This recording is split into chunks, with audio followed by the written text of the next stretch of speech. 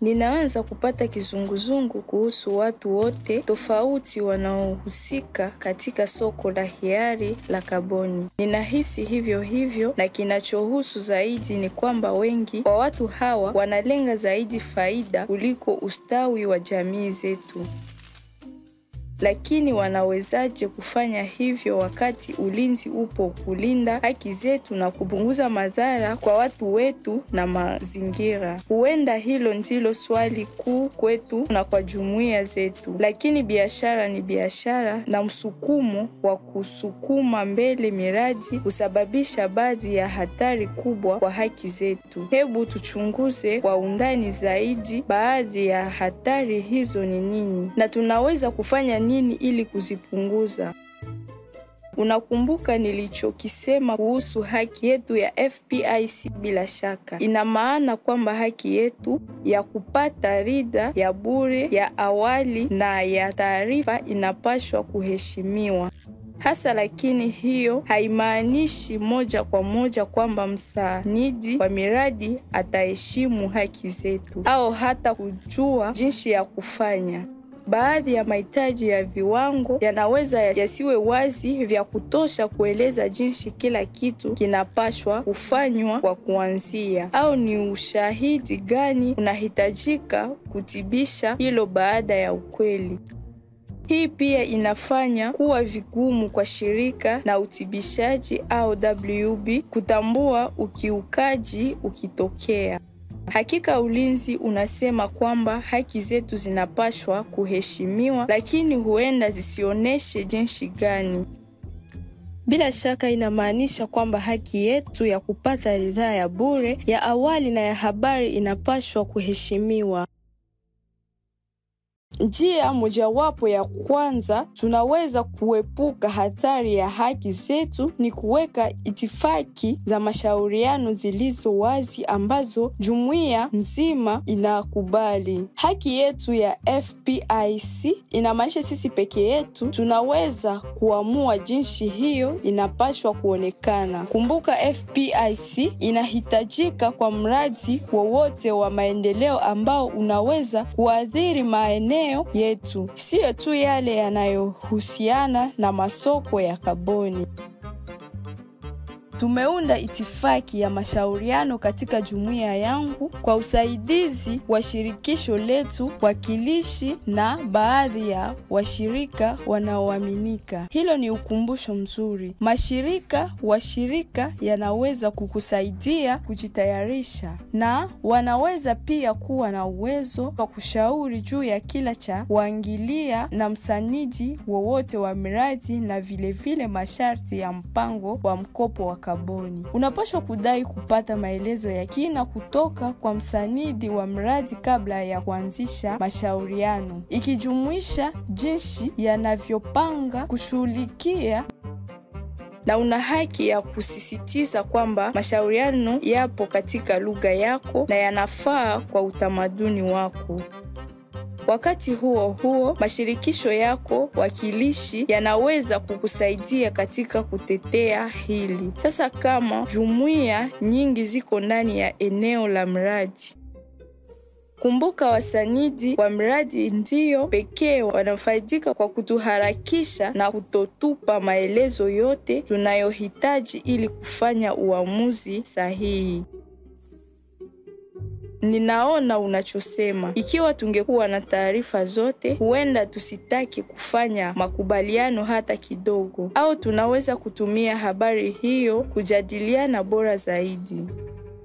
Hoja nzuri. Yafuatayo ni baadhi ya mambo ambayo hakika utahitaji kujua ili kufanya uamuzi huo. Gharama zinazohusika katika kuendeleza mradi. Je, watengenezaji wa mradi watapata kiasi gani? Je, jamii itapata kiasi gani? Hata katika programu za mamlaka za mkuhumi, pesa zinapokwenda kwa serikali, bado wanatakiwa kugawana sehemu ya mapato yao na wale ambao wamechangia matokeo. ikiwa ni pamoja na watu wa kisiali na jumuiya za mitaa. Pia inapashwa kuwa wazi katika makubaliano kwamba ada zozote zinazoenda kwa msanidi wa miradi ni tu kwa mikopo ya kaboni na hazitumiki kwa mradi mingine wa uchumi wa kibiolojia au mazao ya misitu. Ni muhimu sana kuelewa kama mpango huu unaweka vikwazo vyovyote kwa matumizi ya jamii ya msitu huo, kama vile kuvuna miti kwa ajili ya kujenga nyumba au boti au kusafisha ardhi kwa ajili ya mashamba. Na usisahau kukagua kwa undani masharti yote ya mpango huu. Ni nini kinalinda haki yako ya kutoka nje ya mradi katika siku zijazo? Ikiwa unapaswa kuchagua hivyo, kama mkataba ni mgumu kuelewa, unaweza kuwa wa makusudi. Kwa hivyo usisite kutafuta usaidizi kutoka kwa watu unaoamini. Kumbuka, mkataba uliotiwa saini na msainidi wa mradi unaweza kuwakilisha ahadi ya muda mrefu, ikiwezekana kwa vizazi vingi. Ni muhimu kwamba sheria na masharti yaeleweke na wote na kwamba manufaa yoyote ya kifedha yasaidie jumuiya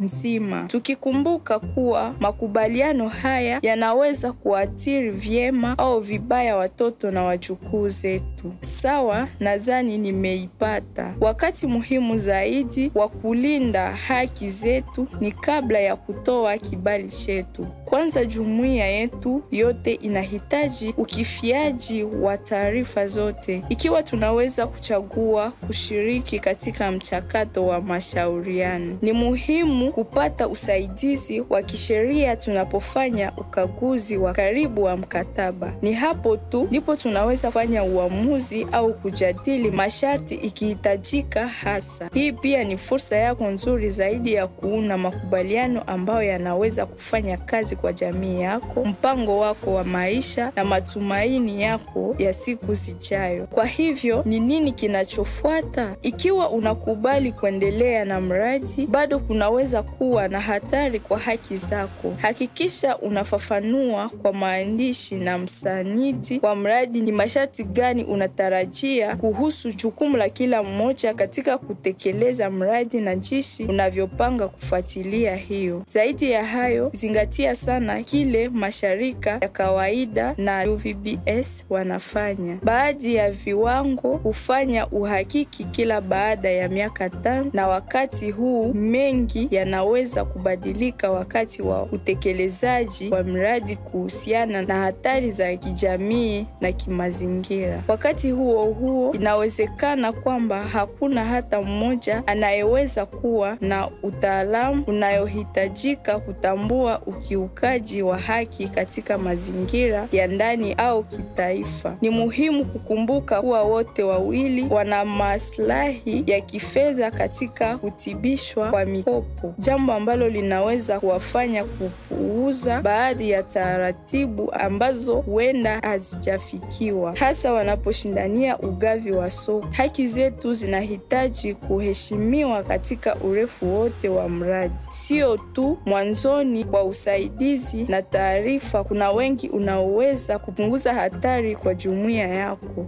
Katika filamu inayofuata tutaangazia nini cha kufanya wakati licha ya juhudi zetu bora mambo yanaharibika.